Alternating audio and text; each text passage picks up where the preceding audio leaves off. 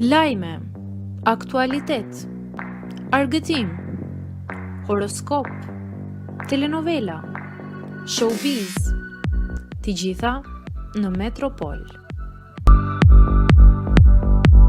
Bëni subscribe në faqen Metropol. Jasa vite burgim rrezikon Jozi për veprën penale. Ngjarja e ndodhur në spektaklin e mbrëmshëm, ku banori Jozefin Marku goditi me shuplak gjestin gjatë transmetimit live, mund të ketë pasoja serioze ligjore.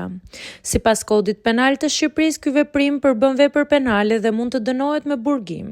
Sipas nenit 90 të kodit penal, goditja e një personi tjetër, edhe nëse nuk lë pasoja të rënda fizike, konsiderohet akt dhune me dashje dhe dënohet me gjob ose me burgim deri në 2 vjet.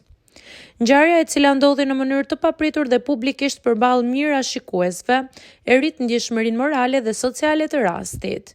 Megjithatë, fakti që ndodhi gjatë një transmetimi televiziv nuk e ndryshon automatikisht klasifikimin penal.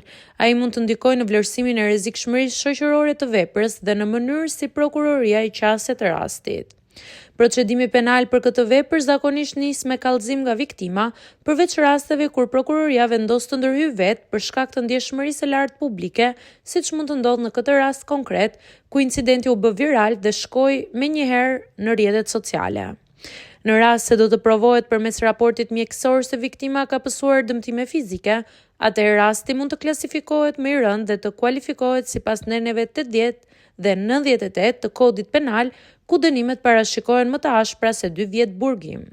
Kujtojmë se në rastin konkret gjesti është trajtuar menjëherë pas incidentit dhe sipas raportimeve, gjendja e tij është stabilizuar. Ndërkohë, Jozi është arrestuar nga policia në vendngjarje dhe pritet që drejtësia të ndjekë procedurat ligjore për zbardhjen e plotë të rastit.